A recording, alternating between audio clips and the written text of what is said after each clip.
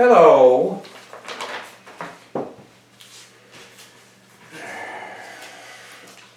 Why do you walk with a cane? Do you have some leg injury? There are 3 reasons why I walk with a cane. While I do not wish to leave myself vulnerable, I will confide to you that from time to time I do have trouble with my legs, and walking with a cane can be somewhat helpful. The second reason is, whether you believe this or not, I used to, and still do, very much enjoy hiking. I don't go anymore, mainly because no one ever bothers to invite me along. However, when I did, like a lot of hikers, you're out there, alongside the trail, you find a stick, and you incorporate it as a walking stick. And that lends immeasurably to the cadence, and the motion, and the rhythm, the acceleration, the balance of your progression, especially if you're going uphill, rocky, and sometimes even dangerous terrain. Yeah, immeasurably so. And I got so used to the cadence and the balance of this that eventually it became a part of my everyday regimen. I used to do a lot of walking. A lot of walking. Oh, the third reason, a cane or a walking stick can make one a hell of a good weapon. Do you believe in climate change and global warming?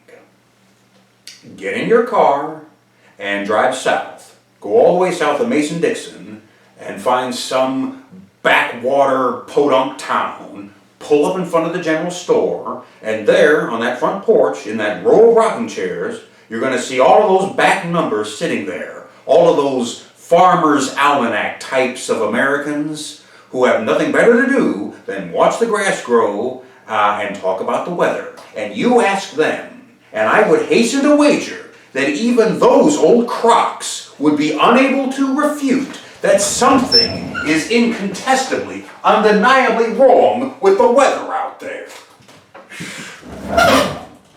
Tell you something else.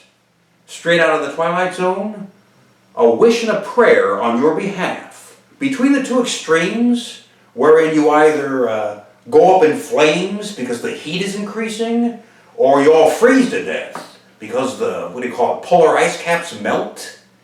Between these 2 scenarios that are anticipated, for your sake, I hope it is the latter. Because if it's the former, where that temperature slowly starts to rise, I know, I've seen it. The majority of you just can't take the heat. I know how you get. Oh, I've seen it. Can you play a musical instrument? I can play the piano by ear a little bit. And while you would probably not consider it so much a musical instrument as a musical implement, I will implement this to demonstrate, I can play the baton. I can conduct. 1, 1, 1, 1, 1, 2, 1, 2, 1, 2, 3, 1, 2, 3, 1, 2, 3, 1, 2, 3, 4, 1, 2, 3, 4, 1, 2, 3, 4. Yes, I can conduct. What do you think of Musk? Is this Mexican? What do you think of Elon Musk? Jeez.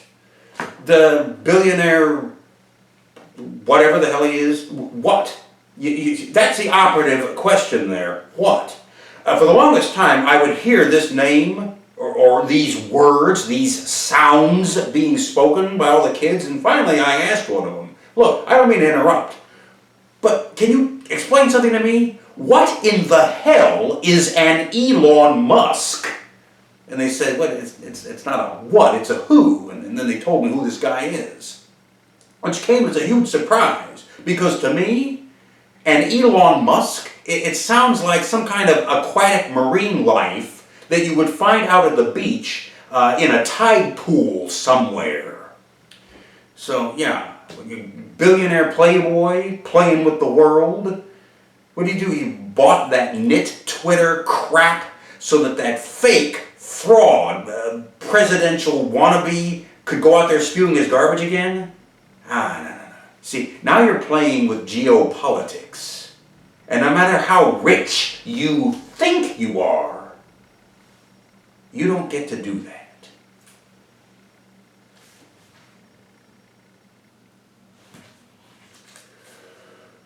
Have you ever crossed a picket line? No, but yes. Sadly, the answer is not so much yes and no, but no and yes. Predominantly it is no. No, I have never crossed a picket line. I never would. But yes, I have in fact done this action, as it were. Let me explain. It's not what you think. You know, out there in the station KFUX audience, we have a young lady, Miss Kayla. Kayla, my dear, if you are watching, hello to you and to your blood family and everyone up north there. I hope you're all doing well. Kayla's father is a good, staunch union man. I don't remember which union. I just know that he believes in the union very strongly and the solidarity and such. A good union man. A nice man. And I don't remember where we were going. He was driving me someplace. He's driving, I'm riding shotgun, and we were talking about unions and such. And it reminded me of a little anecdote, and I was telling it to him because I honest to God thought that he would consider it funny. I thought he would get a kick out of it. There was an experience I had wherein there was a department store wherein all of the employees were on strike. They were out in front demonstrating with their signs.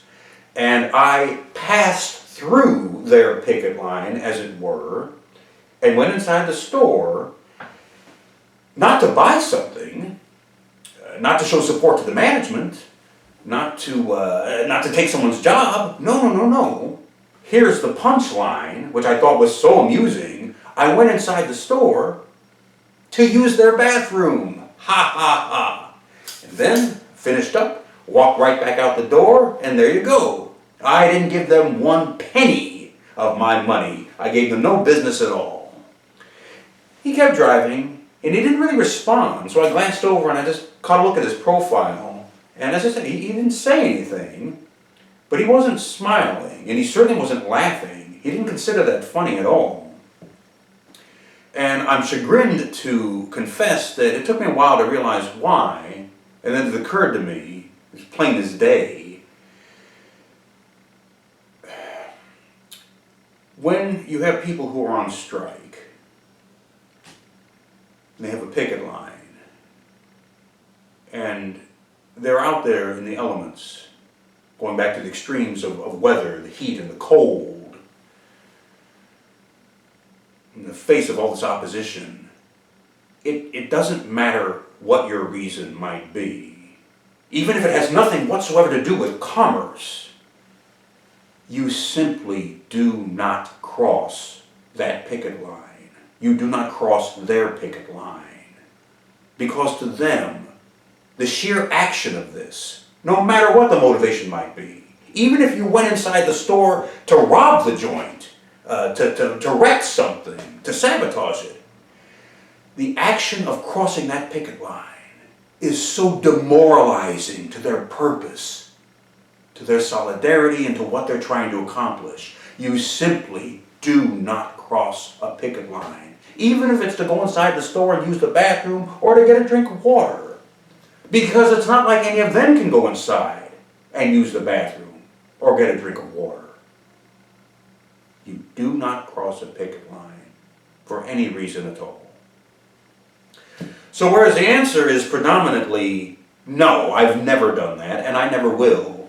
Yes, on that one occasion I did, and I will never do that again.